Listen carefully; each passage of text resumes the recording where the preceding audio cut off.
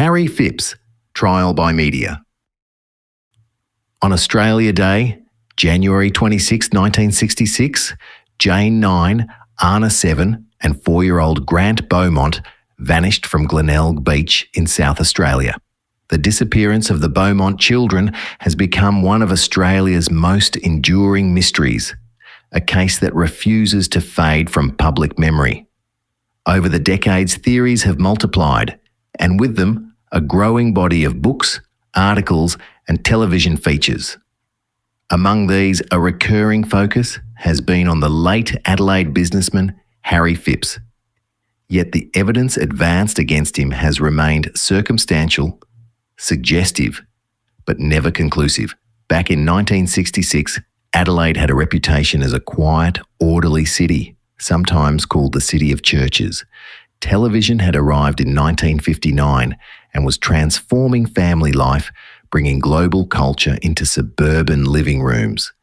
The city was expanding rapidly, with new suburbs stretching along the coast and into the foothills, as post-war migration brought thousands of new families from Europe. Cafes, delicatessens, and continental bakeries began to change the flavour of Adelaide's streets. The decade also saw Adelaide step onto the national cultural stage. In 1960, the inaugural Adelaide Festival of Arts opened, signalling the city's ambition to be more than just a provincial capital. By 1964, Adelaide was swept up in Beatlemania when more than 300,000 people lined the streets to welcome the Fab Four, the largest reception the band received anywhere in the world. Fashion, music, and youth culture were shifting fast, with miniskirts, bright colours, and rock and roll challenging the conservatism of the 1950s. Australia changed from pounds, shillings, and pence to decimal currency on the 14th of February 1966. By the summer of 1966, Adelaide was a city in transition, modernising, more cosmopolitan, but still holding on to its reputation as safe and family-friendly. There were no smartphones or video games. Children had the freedom of the wide-open world around them. Neighbours nodded in approval as triumphant youngsters cycled or walked to school and back home again by themselves, with parents knowing that their children knew the simple rule of be home before dark, softly underscored a universal trust, a promise that the boundaries of freedom would be respected. The Beaumonts lived at Somerton Park, a quiet Adelaide suburb where the streets were safe, the neighbours knew each other, and the beach was just a short walk, bike ride or bus ride away. Like so many Australian families of the time, the Beaumonts' lives were simple, modest, and full of routine.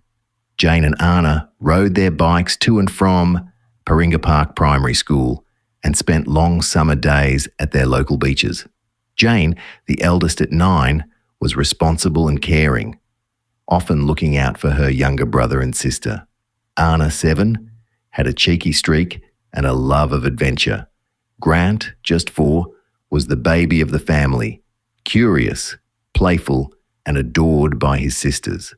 The Beaumont children's lives reflected that innocence. They were ordinary kids in an ordinary suburb, growing up in a country that still believed children were safe when left to their own devices. And that is precisely why their disappearance struck such a deep chord.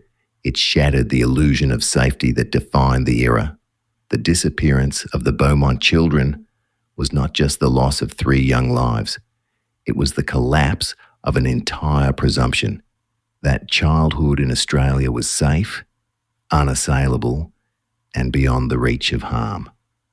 Glenelg Beach, with its jetty, amusements, and cake shops, was a favourite holiday spot for children and parents alike. It was in this atmosphere of apparent innocence that the Beaumont children, Jane, Anna, and Grant, vanished on Australia Day, January 26, 1966. Their disappearance shocked the nation, shattering the sense of security that had defined suburban life. Many historians and locals alike describe it as the moment Adelaide, and indeed Australia, lost its innocence. On January 26, 1966, an extremely hot Australia day, the children set off on a short bus ride to the popular Glenelg Beach, a journey undertaken with confidence and trust. Yet that day brought a tragic twist. The Beaumont children never returned home.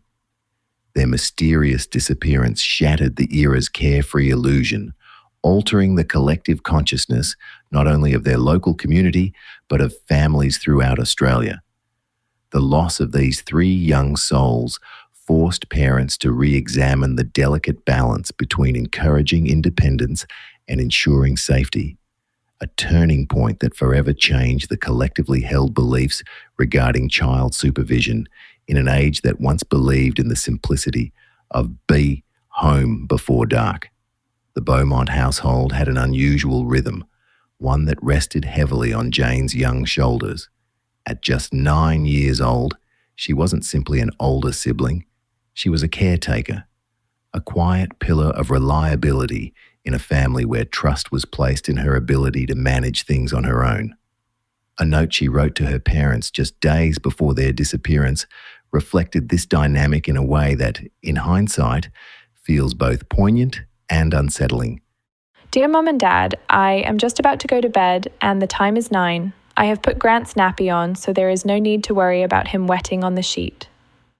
It was the voice of a child forced into maturity, ensuring her youngest brother was taken care of before heading to bed herself.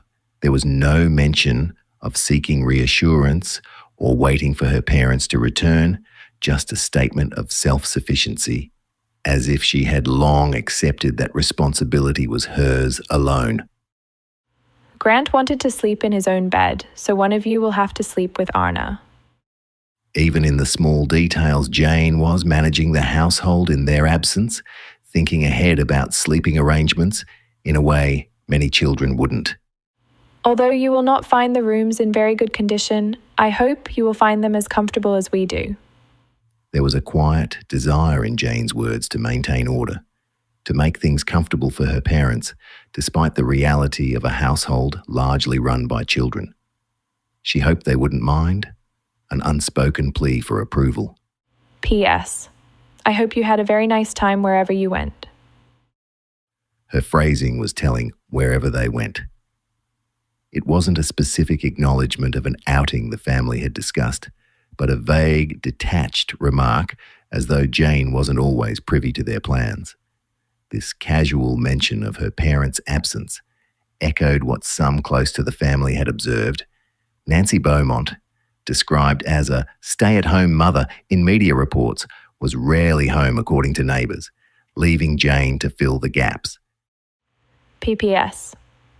I hope you don't mind me taking your radio into my room, Daddy. It was a small act of personal comfort, perhaps an attempt to feel closer to the adults in her life by surrounding herself with familiar objects in their absence. The note, written in the innocent scrawl of a child, was meant to be routine, a practical check-in rather than a cry for attention. Yet in retrospect, it speaks volumes about the structure of the Beaumont home, a 9-year-old girl entrusted with the well-being of her siblings, organising their bedtime routine while their parents were elsewhere. It wasn't just a testament to Jane's responsibility, it reflected a household that operated under a quiet distance, where the line between childhood and adulthood had blurred long before that fateful day in January. Anna had made a comment to her mother Nancy the week before they disappeared that Jane had a boyfriend down at the beach. Not at Glenelg Beach, but down at the beach. At the time, Nancy thought nothing of Anna's comment. All three children had bikes. Jane and Anna would often ride down to Somerton Park Beach to a place commonly called the Broadway because it was situated close to their home and had a kiosk and change rooms. It is situated at the beach end of a street named Broadway. Perhaps young Grant was considered too young to make the nearly 2-kilometre ride, as visits to Glenelg Beach were more a family affair, either by car with Grant or sometimes by bus with Nancy. It's more likely the boyfriend Anna refers to was at Somerton Park Beach, or even Somerton Beach, which was just over a kilometre from Paringa Park Primary School. Jane and Anna rode their bikes to school and back, which was over 2 kilometres each way. Jane's best friend and classmate was the same age as Jane, and during a recent television interview, she stated that because Jane and Anna had 3-wheeler bikes, she would stand on the back holding Jane's shoulders as Jane pedalled along, and often after school, they would go home to Jane's place and have something to eat. The doors were locked, but Jane had a key.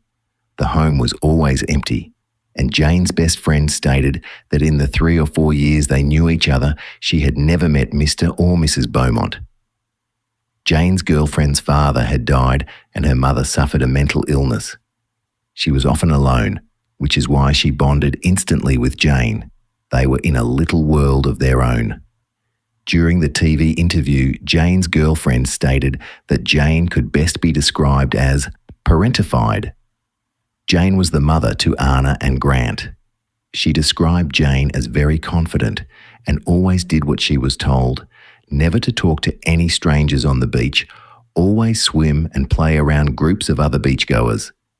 Jane was described as the protector of Anna and Grant. The Beaumonts weren't unusual in their trust.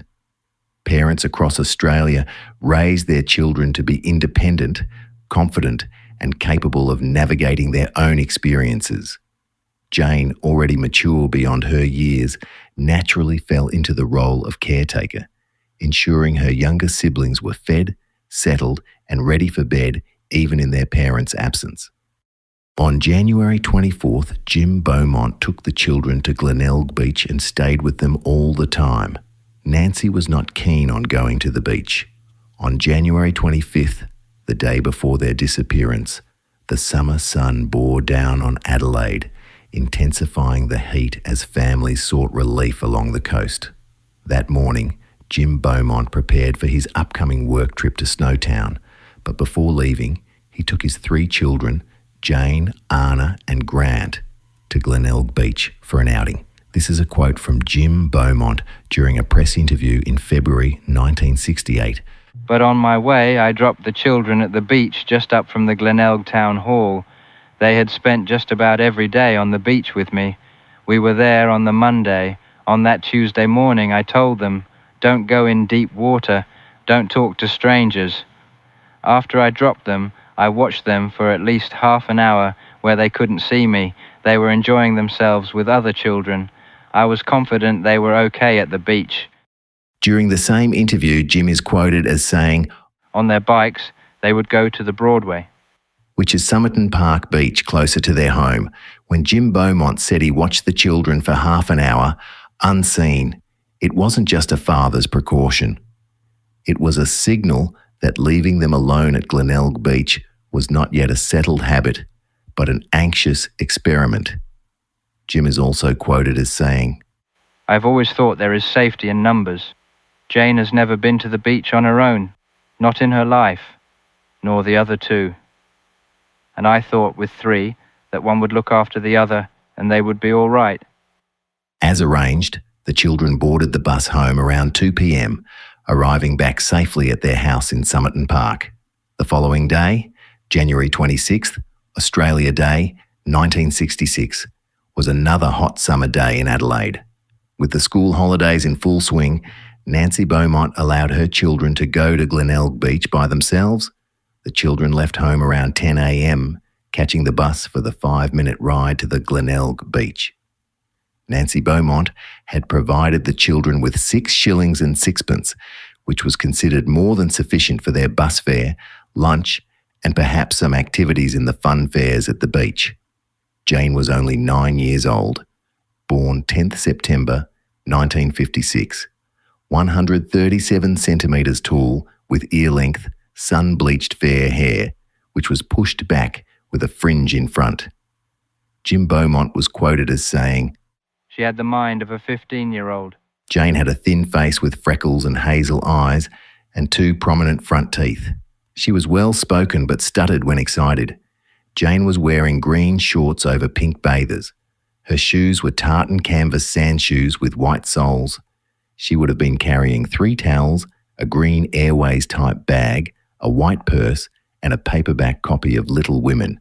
Jane had missed topping grade 4 at Paringa Park Primary School by only half a point. Jane was a warm and friendly child. She was much shyer than her siblings. Anna was 7 years old, born 11th November 1958, 122 centimetres tall, with a plump build. She had dark brown hair with a fringe and a sun-tanned complexion. She also had dark brown eyes. Anna wore tan shorts over red and white bathers, which were either checked or striped. She also had tan sandals. Anna had completed grade 2 at Paringa Park Primary School. Grant was 4 years old, born 12th of July 1961, 91 centimetres tall, thin build, and brown hair with a fringe. Like his sisters, he had brown eyes. He was very sun-tanned and had an olive complexion. He wore green cotton shorts over green bathers, which had vertical white stripes. He was wearing red sandals. Jim Beaumont returned home around 3 p.m. Quote from Jim in 1968. Normally, I get home on Thursdays, but I came home earlier that week because I didn't do well. It was my first week back after Christmas break, and besides that it was so hot and the children were still on holidays. When I arrived, Nan was worried that the children weren't home. Quote from Nancy. Yes, I said, Jim, I am terribly worried that the children weren't home. Jim replied, Don't worry, they'll be all right. They'll be home. You would have heard if anything was wrong. I mean, if 3 kiddies were at the beach, it would be most unlikely for all 3 to have the same accident. Jim drove straight back to Glenelg Beach to start searching for the children, but it was so crowded with thousands of beachgoers, it was impossible for him to find the children. Jim searched the local streets and suburbs and made his very first report to the Glenelg police station at 7:20 p.m. He stated that the children had left home at 2 p.m. and were due to return by 5 p.m. Later, after hearing from Nancy, Jim adjusted those times to 10 a.m. departure with a 2 p.m. return. Because Jim wasn't home that day, he relied entirely on Nancy's account of the events. The shifting details in Jim Beaumont's statements, first asserting that the children left at 2 p.m. with a 5 p.m. return time, then later revising it to 10 a.m. and 2 p.m., offer a glimpse into how reliance on second-hand information and the chaos of that day could have affected the police reports. Jim was not present during the actual departure, and so he had to rely entirely on Nancy's recollection. Given that Nancy had spent part of the day with friends, her memory, though well-intentioned, might have been blurred by distractions or the heightened emotional stress of knowing something was amiss with her children. The next day, when the case hit the front page of the news, the community's collective memory stirred into a torrent of witness statements. Once the story garnered headline status, locals who had been at or near Glenelg Beach began coming forward with their observations. The day after the children's disappearance, the Glenelg police station was overrun with potential witnesses, all wanting to provide their statements and recollections, and every detail had to be documented on mechanical typewriters. These machines were finicky, keys often jammed, and corrections had to be made manually, resulting in reports littered with typographical errors and inconsistent formatting. The officers, many of whom were not formally trained typists, worked under enormous pressure to capture eyewitness accounts in real time. Given the flurry of activity on that sweltering busy day at Glenelg Beach and in crowded public places, each witness's statement had to be quickly recorded. In this hurried process, even a slight error or misinterpretation, such as confusion over exact times, could alter the perceived timeline of events.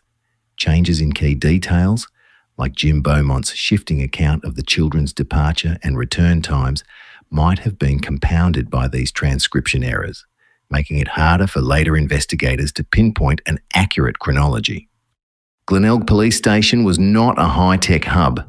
It was a modest operation with limited manpower and few resources. Mechanical typewriters and handwritten logs were the order of the day. In the midst of an unfolding crisis, officers had to dedicate their time to sift through a vast array of witness reports, many of which covered similar events but with slight variations. This reliance on manual processes meant that the nuances of each account were at risk of being lost in the shuffle. Overlapping or conflicting testimonies might not have been cross-referenced as efficiently as they would be with digital tools today.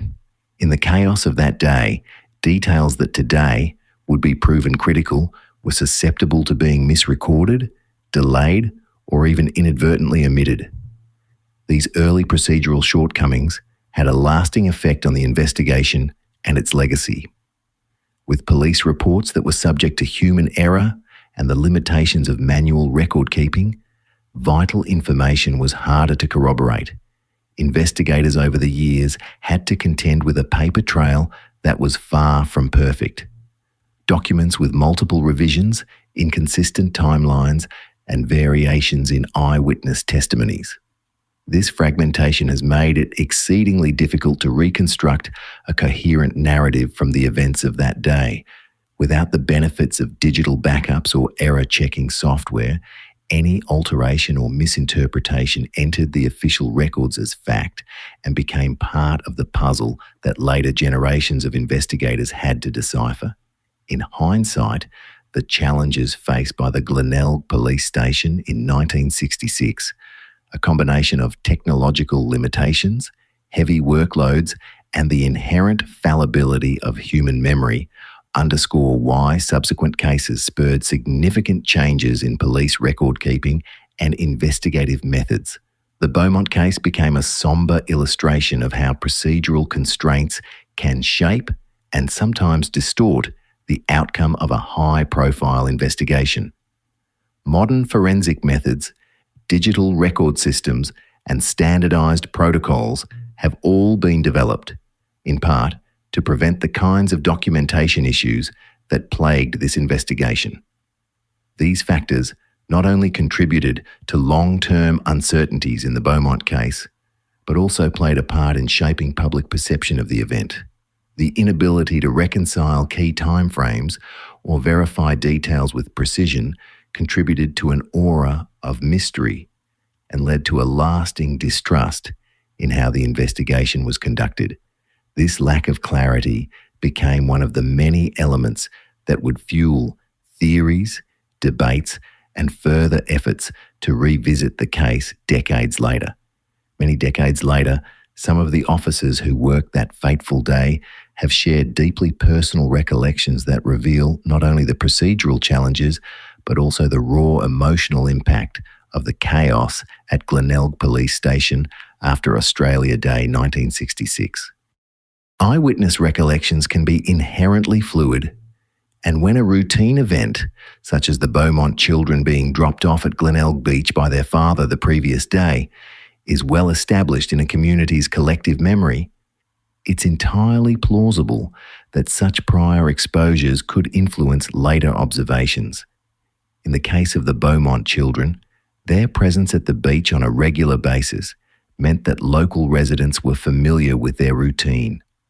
When the children reappeared on that fateful day, witnesses, consciously or subconsciously, could have interwoven details from previous days with those from the day of the disappearance, especially when we now have the 50-year research by Elizabeth Loftus on the misinformation effect to apply to the case.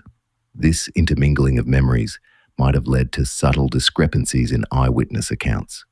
For instance, some witnesses later recalled the children's interactions with a stranger in a way that seemed oddly natural or even reminiscent of a previous benign encounter. The children's drop-off by a trusted parent the previous day could have set a baseline expectation for how they should appear and behave. When something deviated from that script, such as the introduction of an unknown adult or an unusual change in their behavior, witnesses might have drawn upon their memories of previous days to fill in gaps or rationalize what they observed. In other words, the familiarity of the setting may have inadvertently softened some unusual details, while simultaneously spotlighting the odd anomalies in behavior. Crowded, Sweltering conditions like those at Glenelg Beach could have significantly affected eyewitness accounts. In an environment bustling with families, children, and long lines outside popular eateries, people might be distracted by the sheer activity around them. This high level of ambient noise and movement can cause witnesses to miss or blur finer details. When hundreds of individuals are focused on their own experiences, subtle deviations might either be overlooked or later conflated with similar everyday observations from previous visits. At Wenzel's Bakery, which is near where they would have caught the bus home, a woman shop assistant who gave a description of the 3 children said that at 11:45 they entered the shop and bought pasties and a pie for Grant, who did not like pasties. Additionally, heat and stress are well-known factors that can impair the precision of memory encoding. Under these conditions, even a normally attentive witness might misremember the sequence of events or the exact details of the transaction. It's quite plausible that the drop-off the previous day at the same busy beach could have mingled with the more critical details of the day in question. Such overlap might have made it difficult for eyewitnesses to separate what was part of a typical, crowded outing from the actual events of that fateful day. These environmental factors underscore why investigators have had to sift through a wide array of variable and sometimes conflicting statements. In highly charged circumstances like this, even a brief lapse in careful observation can lead to discrepancies in reports, making it all the more challenging to piece together an accurate timeline. A critical link came from the financial anomaly surrounding the day. The children were noted making a purchase at Wenzel's Bakery with a crisp £1 note, a detail inconsistent with the limited pocket money provided by Nancy Beaumont. This £1 note theory was not disclosed to the media until a year later. Investigators have argued that it implies the children had received money from an unknown person, possibly as part of an abduction scheme. On a busy Australia day at Wenzel's Bakery, where people were lined up out in the street, many crisp £1 notes would have been handled in everyday transactions for food and drinks. The bakery, serving a steady flow of customers on a sweltering day at Glenelg Beach, naturally processed a large volume of currency as part of its routine business. In such a bustling commercial environment, £1 notes were the standard fare, expected and unremarkable among countless transactions. Eyewitnesses at Collie Reserve recalled a man described as tall with a thin face, fair to light brown hair in need of cutting, and a sun-tanned complexion, seen calmly engaging the children in play. Initial eyewitness reports placed this figure in his mid-30s. Not long after the disappearance, a man came forward. He said that he had been at Glenelg that very day, playing with his own children at Collie Reserve, and who were a similar age to the Beaumonts, and that it may have been his family that people had seen, not the Beaumonts. The police dismissed his statement because the clothes his children were wearing didn't match the descriptions given of the Beaumonts' outfits. Here was a plausible explanation for the sightings. So, was the dismissal of this man's account a failure of logic? Should investigators have weighed the possibility that multiple families on a crowded beach could be confused, or was it easier and more convenient to cling to the narrative of the mystery man with the Beaumonts because it fit the drama of an abduction? When witnesses described seeing the children, their accounts of clothing could have been unconsciously aligned with what they had read in newspaper reports rather than what they actually saw. Instead of recalling their own visual memory, they may have been recalling the newspaper description and mistaking it for their own observation. They may have unconsciously integrated the new details into their recollection, believing them to be genuine memories. On Australia Day in 1966, the conditions at Glenelg Beach and Collie Reserve were extreme. The relentless sun and high temperatures converged to create a setting where even seasoned local observers could have their perceptions skewed. Elizabeth Loftus. Research in forensic psychology shows that when individuals are placed in highly stressful situations, their cognitive processing shifts. The brain tends to focus on details that are emotionally charged, while peripheral elements may be missed or altered. This phenomenon is known as the weapon focus effect in some contexts, but more generally it shows that stress can lead to both enhanced and degraded memory recall depending on the circumstances. For instance, the two elderly women, who often had a clear view of the park from the shade, were accustomed to seeing families with parents typically congregating near their children. Under normal circumstances, even if the children were free and unsupervised in the casual style of that era, there would still be a general expectation of seeing a responsible adult nearby. On this particularly fraught day, when the Beaumont children were seen interacting with an unknown adult in Speedo bathers, the witnesses' memories might have been sharpened by the anomaly of the situation.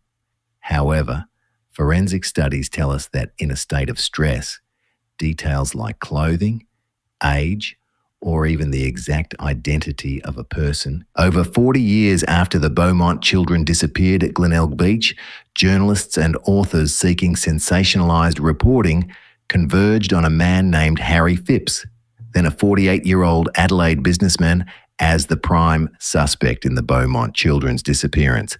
But let's consider the possibility that witnesses might have seen someone who routinely attended the beach in the traditional gear of the Henley Beach Lifesaving Club.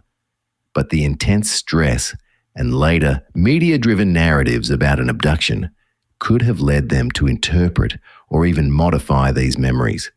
The crisp recollection of a man in Speedo bathers might have been partly a reconstruction influenced by the later shock of learning about the Beaumont children's disappearance. In contrast, a 48-year-old local like Harry Phipps would have been a common sight, not someone whose presence would trigger alarm on an ordinary day. Distinguished Professor Elizabeth Loftus, 50 years of research on the misinformation effect, shows us that memory is not fixed. The idea that once an event is reported in the media, subsequent conversations and community discussions can shape and even overwrite parts of the initial witness memory.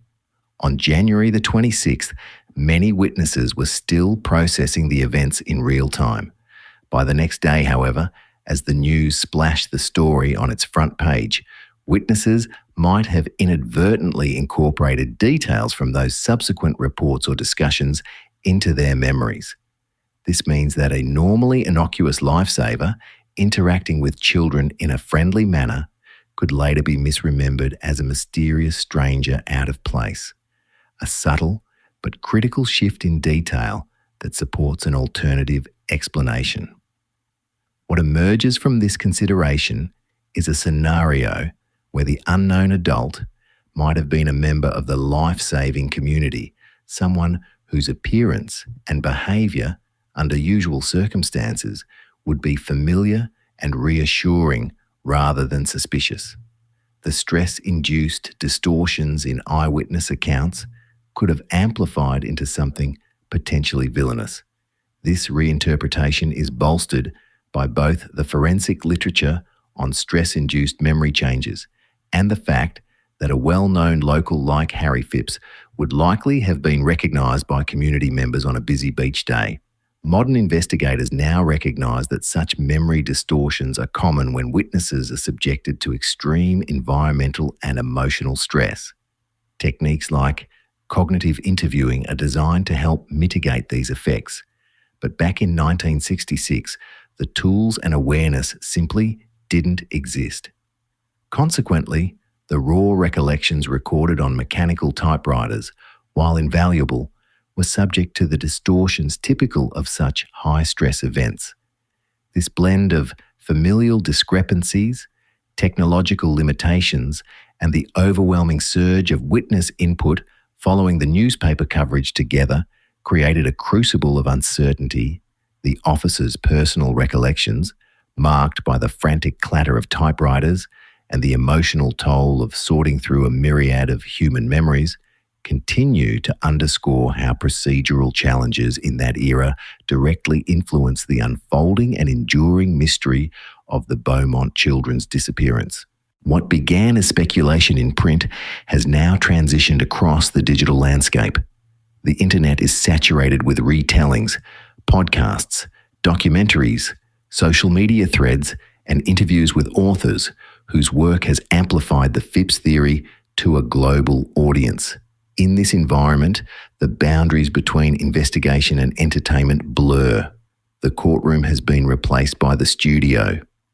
The result is a trial by media, one in which reputations are weighed not by the standards of admissible evidence, but by the rhythms of narrative and the hunger for resolution. The Beaumont case, once a matter of police files and judicial procedure, has become a cultural spectacle, where suspicion is enough to sustain a story and repetition begins to resemble proof. For nearly 6 decades, the disappearance of the Beaumont children has haunted Australia. Books, television features, and online interviews have painted Harry Phipps as the prime suspect. But here's the truth. The case against him has always been built on circumstantial evidence, never on hard proof. Today, the internet is saturated with stories that repeat the same claims, creating what amounts to a trial by media. Repetition has replaced verification, and suspicion has been allowed to masquerade as fact. In my podcast, we are going to do something different. We will dissect circumstantial evidence that has been used against Harry Phipps, test it against today's standards of reason and reliability, and ask whether it truly holds up. Our goal is not to defend or accuse, but to restore balance, to show where reasonable doubt exists, and why the story is far more fragile than the headlines suggest. This is not just about one man's reputation. It's about how we, as a society, handle memory, evidence, and justice when the courtroom is replaced by the media spotlight. In 1948, Harry Phipps was appointed managing director of Castelloy after starting out in the drawing and design department. By the time of Harry's retirement in 1999, Harry's shareholding was 57%. So media reports of Harry Phipps being the founder and owner of Castelloy is incorrect. The way Harry Phipps has been cast in the Beaumont story echoes another infamous chapter in Australian history, the case of Lindy Chamberlain. On August 17, 1980, 9-week-old Azaria Chamberlain was taken by a dingo from a tent at Uluru, then known as Ayers Rock. Although Lindy Chamberlain insisted a dingo had taken her child, the media quickly turned her into a villain. Sensational headlines, selective leaks, and endless speculation created a climate where public opinion hardened against her. She was convicted of murder in 1982, largely under the weight of public suspicion and flawed forensic testimony, and spent years in prison before being exonerated.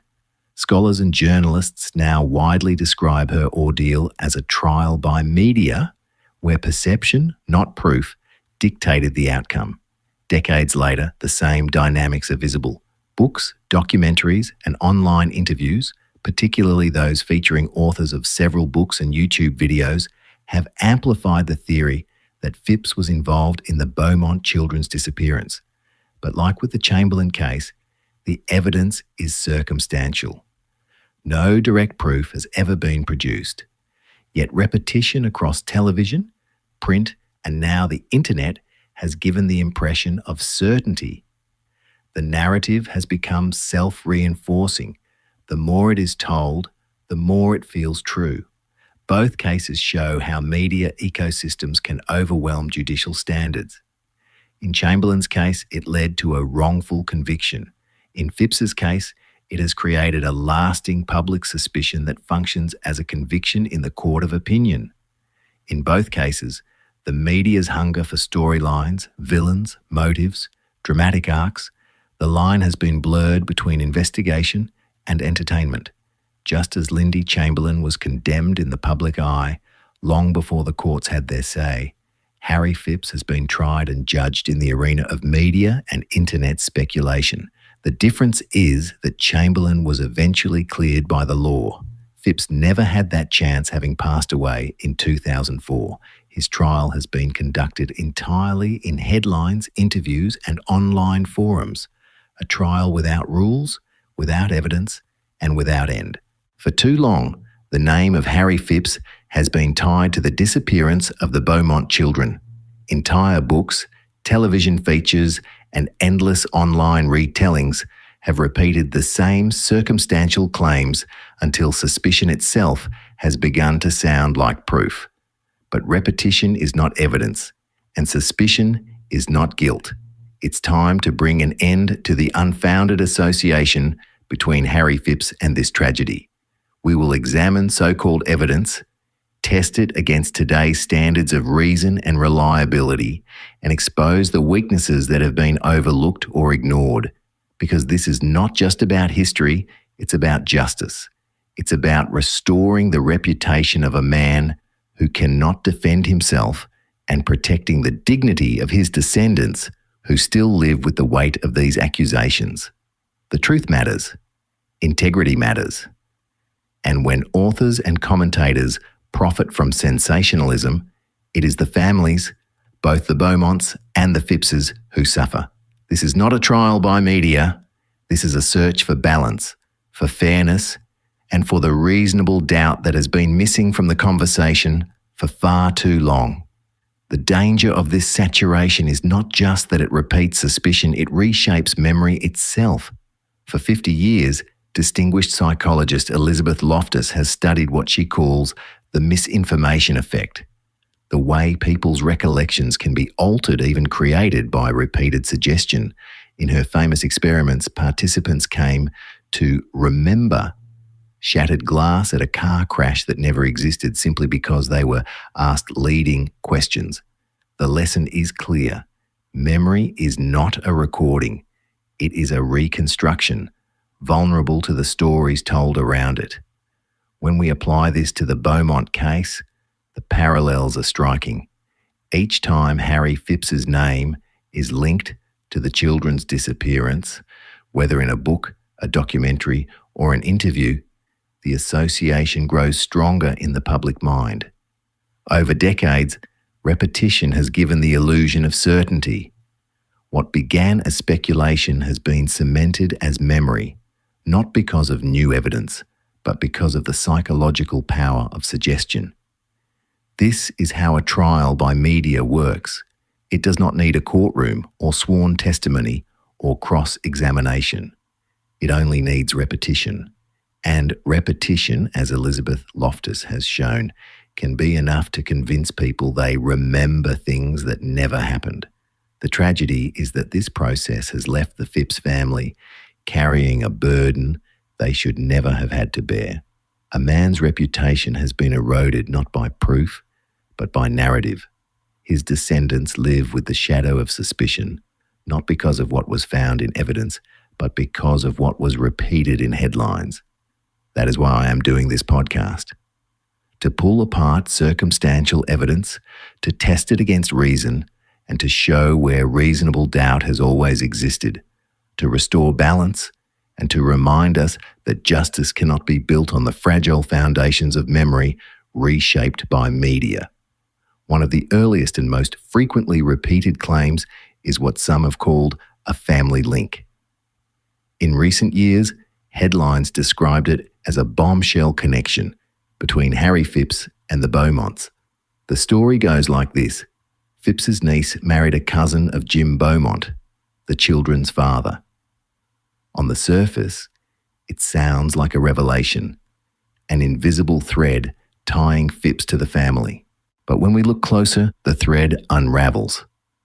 Phipps's niece has publicly rejected the claim, pointing out that she and her husband didn't even meet until 1983, 17 years after the children vanished.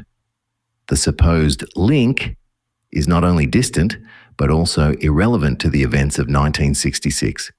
Yet once the phrase family connection appeared in headlines, it was repeated across television, newspapers, and online forums as if it were a meaningful piece of evidence. This is exactly how the misinformation effect works. Elizabeth Loftus showed that when people are exposed to repeated suggestions, they begin to remember details that never existed. In her car crash experiments, participants recalled shattered glass that wasn't there because the question implied it.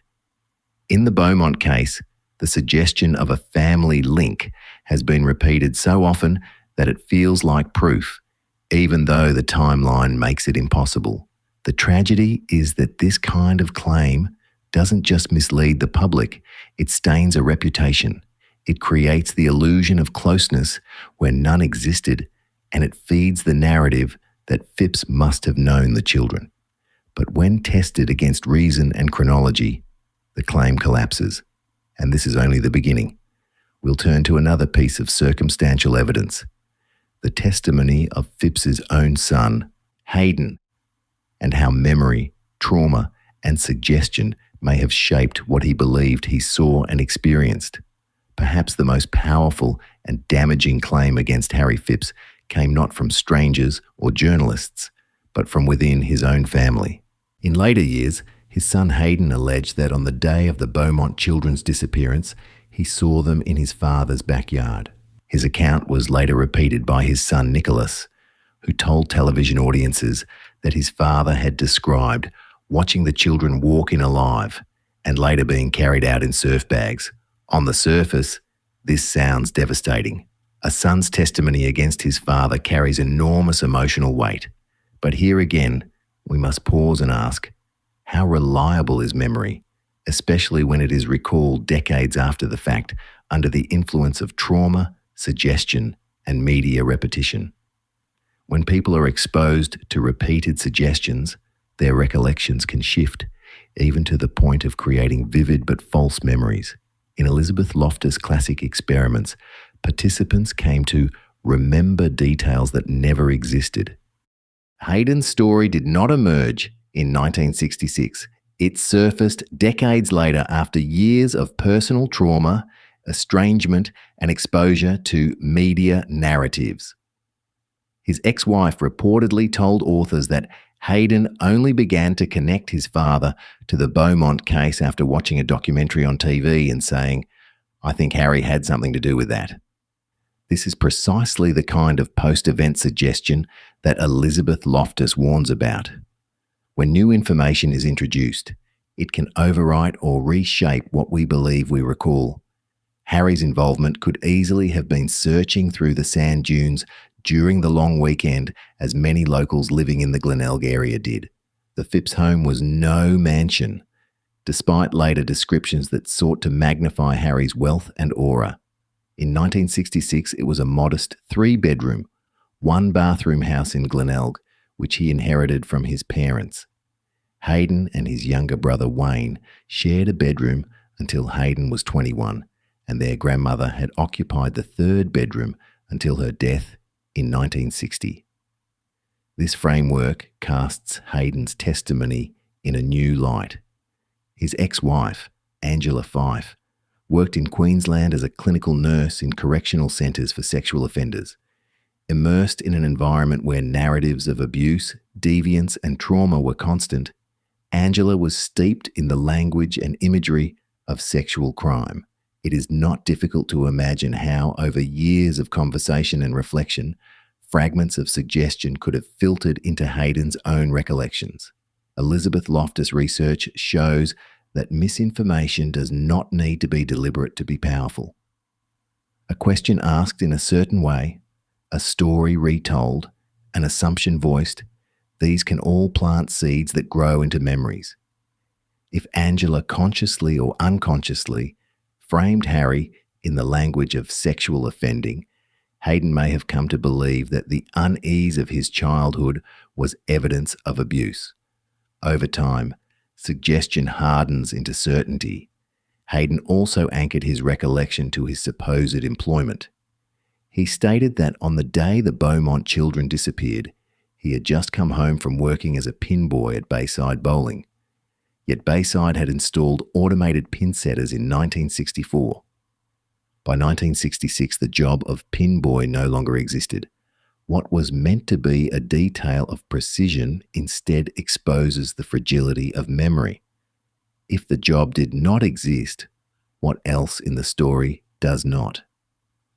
The most disturbing element of Hayden's account is his claim that around midnight 3 times a week, Harry would put on a satin dress and rape him, while Wayne slept in the same bedroom, only feet away. The allegation is grave, but its plausibility is deeply questionable. In a small, shared room, week after week, year after year, could such acts really have occurred without Wayne ever waking, ever seeing, ever speaking? The claim stretches the limits of credibility. This does not mean Hayden was lying. It means his memory may have been contaminated. What he told during his interview may have felt utterly real to him, even as it diverged from historical fact. The pin boy detail, the midnight assaults, the presence of the Beaumont children, each may be less a record of events than a reconstruction shaped by decades of influence, trauma, and suggestion. Wayne himself has spoken publicly, but only to defend his father's innocence. 2 sons, 2 truths. 1 accuses, 1 defends. But in a house of 3 bedrooms, why is Hayden the only one who claims to have seen the Beaumont children or to have lived through these midnight rituals? When the myths of the mansion are stripped away, when the falsehood of the pin boy is exposed, and when the implausibility of the assaults is weighed against the physical reality of the home, Hayden's testimony stands alone, unsupported, contradicted, and implausible. What remains is not evidence, but the fragility of memory stretched across decades. The tragedy is that once Hayden's testimony was published, it was repeated endlessly in books, interviews, and documentaries. Each retelling gave it more weight, until it became one of the central pillars of suspicion against Harry Phipps. But when tested against the standards of reliability, it is deeply fragile. It is the product of memory recalled decades later, under conditions known to distort recollection. This is not to dismiss Hayden's pain, or the reality of his difficult relationship with his father. But pain is not proof. Trauma can shape memory, but it cannot substitute for evidence. And when we place this testimony under the light of Elizabeth Loftus's research, we see how easily suggestion and repetition can transform uncertainty into conviction. The result is that Harry Phipps's reputation has been condemned not by hard evidence, but by the fragility of memory itself. Another piece of circumstantial evidence often repeated is the story of 2 men who, as teenagers, claimed they were paid by Harry Phipps to dig a large hole at the Castalloy factory site during the long weekend in January 1966. They later suggested this hole could have been a grave for the Beaumont children. The image is powerful. Young men sweating in the heat, digging under a blazing Adelaide sun. In interviews, they described it as hot, stinking hot. But here is where the facts begin to unravel. Weather records show that the Australia Day long weekend of 1966 was not stinking hot at all. A cool change swept through Adelaide. That Saturday reached a maximum of only 25 degrees centigrade, and the Sunday just 21 degrees centigrade, mild by South Australian summer standards. If the men truly remembered oppressive heat, then they must have been recalling a different weekend, perhaps even a different year. This discrepancy matters. If their memory of the conditions is wrong, then when exactly did they dig this hole, and for what purpose? Was it even during that long weekend, or was it another time entirely? Perhaps another year, another job, another context altogether. Elizabeth Loftus's research on the misinformation effect helps us understand how such errors creep in. Decades later, when asked to recall an event, People unconsciously blend fragments of memory with suggestion, expectation, and narrative. The result can feel vivid and certain, but be factually wrong. Just as Loftus's participants remembered broken glass that never existed, these men may have remembered a sweltering Adelaide summer day that does not match the historical record. Yet once their story was published, it was repeated in books, documentaries, and news features as if it was solid evidence. The weather records tell us otherwise. The whole may have been real, but the timing, the context, and the connection to the Beaumont case are ambiguous. This is the pattern we keep seeing: circumstantial claims that collapse under scrutiny. Each one adds to the weight of suspicion, but none of them withstand the test of evidence. In 2018, a television broadcast presented a shocking allegation.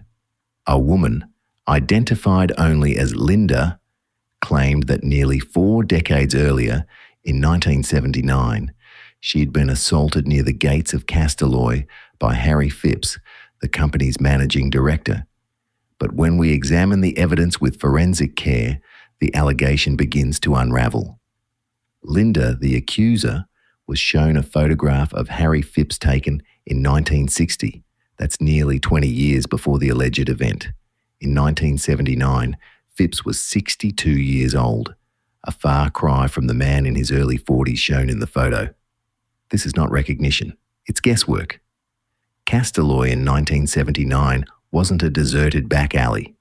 It was a bustling industrial hub with hundreds of employees, trucks, and constant movement. The idea that the managing director could commit such an act at the gates of his own factory to a young girl on her way home from school, which would have been during normal factory working hours in full view of workers and passers-by, defies common sense. This allegation surfaced almost 40 years after the supposed event. By then, Harry Phipps's name had been repeatedly linked to other cases in the media. Memory doesn't exist in a vacuum. Decades of repetition can reshape recollection, turning uncertainty into false conviction. In any fair system, allegations must be tested against evidence, context, and probability. Here, the identification is weak, the circumstances implausible, and the passage of time corrosive to reliability. The claim does not withstand scrutiny. Harry Phipps has been accused of many things. But when we examine this allegation carefully, the facts point not to guilt, but to doubt. And in the pursuit of truth, doubt matters. It protects us from condemning the innocent on the basis of fragile memory and improbable claims. In the same broadcast, viewers were told that Harry Phipps was a decorated, respected figure, a man who had won the prestigious Australia Medal in 1983, close to politicians, connected, untouchable. The criminologist asked, "Who's going to look at Harry?" But here's the problem. That framing belongs to the 1980s, not 1966. Harry Phipps was 48 years old, greying, heavier set, and he simply didn't match the witness descriptions of a slim, tanned man in his 30s, seen with the children at Collie Reserve. So, when we are told that police ignored him because he was too respected, the history doesn't line up.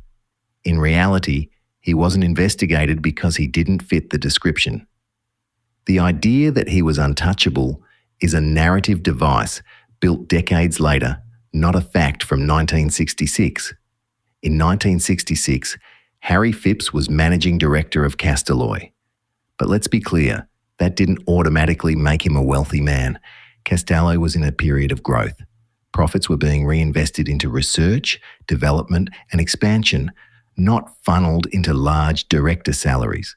The image of a powerful industrial magnate living in luxury doesn't match the financial reality of the time. Executive pay structures in the 1960s were modest compared to today. What directors often received instead were perks, things like the use of a large American car. And in that era, before the introduction of fringe benefits tax, such perks were common. They looked impressive, but they didn't necessarily reflect personal wealth. So when we hear claims that Phipps was a wealthy, untouchable figure in 1966, we need to pause. The truth is more ordinary. He was a company director in a growing business with the trappings of status that came with the role, but not the kind of wealth or influence that could shield him from scrutiny. The car was a benefit of the position, not proof of riches. Also, the photograph most often used by the media to compare Harry Phipps to the Beaumont suspect was taken in 1955, 11 years before the children disappeared. But is that fair? In 1955, Phipps was in his late 30s. By 1966, he was 48 years old. His hair had greyed, his weight had changed, and his face had filled out. He no longer looked like the man in that earlier portrait. Witnesses in 1966 described the suspect as a man in his late 30s, slim, tanned, with fair hair in need of cutting, and importantly, with a thin face. That description matches the police sketch, but it does not match the Harry Phipps of 1966. By showing a 1955 photograph, the media created the illusion of similarity. They invited the public to see a resemblance that would not have existed at the time. This is not evidence. It is a distortion, a narrative shortcut that collapses under scrutiny. Witnesses in 1966 didn't just describe a man in his 30s, slim, tanned, with a thin face. They also noticed his hair. Several accounts said it was long, untidy, in need of cutting. At least one newspaper even ran the headline, "A mop of hair." That detail matters. Because in 1966, Harry Phipps was 48 years old, greying and always immaculately groomed. His hair was short, neat and carefully styled. He did not resemble the man described by witnesses, a younger figure with an unkempt mop of hair. Some even called him a surfy type. That phrase meant something very clear in 1966. A surfy was young, lean, sun-bleached, with a mop of hair and a casual, beach-going look. Now compare that to Harry Phipps in 1966. He was 48 years old, greying, heavier, and always immaculately groomed. He was the managing director of a factory, not a surfy at Glenelg. By recycling a 1955 photograph, the media blurred these differences. They invited the public to see a resemblance that simply wasn't there. The Castalloy factory site has been dug 3 times, in 2013, 2018, and again in 2025. Each time, the excavations were framed as the moment of truth. Each time, the media promised a breakthrough, and each time, nothing was found. In 2013, the first dig was launched after claims that a grave-like hole had once been dug on the site. Cameras rolled as machinery tore into the ground. Nothing was uncovered. In 2018, the search returned, this time with police bagging soil samples and debris. Again, nothing of significance was found, and in 2025, a final excavation was staged before the land was redeveloped. A slab of material was briefly hailed as suspicious until it was revealed to be cement-stabilized sand added long after 1966. Once again, nothing connected to the Beaumont children was discovered. Television crews broadcast live from the site. Former detectives gave interviews. Politicians called it the last chance to solve the case. And when nothing was found, the story did not collapse. It mutated. The absence of proof was reframed as mystery, feeding yet another cycle of speculation. This is the feedback loop of suspicion. A claim is made. It is repeated in books, documentaries, and interviews. The repetition creates the illusion of weight. When nothing is found, the story does not end, it grows. And so, Harry Phipps's name remains tied to the Beaumont case, not because of evidence, but because of spectacle. This is not investigation. This is performance. And it is how a trial by media sustains itself.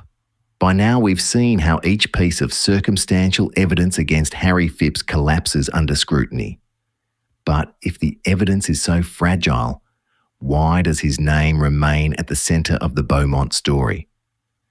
The answer lies not in the courtroom, but in the media machine. Over the past decade, books, documentaries, and online series have been built around the Phipps theory. Authors and former detectives have published multiple editions of their book, each time adding new chapters to coincide with fresh digs or renewed publicity. The narrative is packaged, sold, and resold, not because new evidence has emerged, but because the story sells. This is the feedback loop of suspicion. Books drive documentaries, documentaries drive interviews, interviews drive headlines, and headlines drive book sales. Each cycle profits from the repetition of suspicion. And in the process, suspicion itself becomes the evidence. This is not investigation, it is commerce. And it has left Harry Phipps condemned in the court of public opinion, not by proof, but by profit. Across this podcast, we've examined circumstantial evidence used to tie Harry Phipps to the disappearance of the Beaumont children. We've seen how the so-called family link collapses under the timeline, how Hayden Phipps's testimony, decades late and shaped by trauma, was reshaped in real time under suggestion, how the Castelloy whole story falls apart when tested against weather records, how 3 separate digs, 2013, 2018, and 2025, produced nothing, yet were reframed as mystery instead of exoneration, and how the media machine, through books, interviews, and documentaries, turned suspicion into cultural memory. This is the pattern. Speculation becomes story, story becomes memory, and memory becomes conviction. But as Elizabeth Loftus has shown in 50 years of research, memory is fragile. It can be reshaped by suggestion, repetition, and expectation. And when suspicion is repeated often enough, it begins to feel like fact, even when the evidence is absent.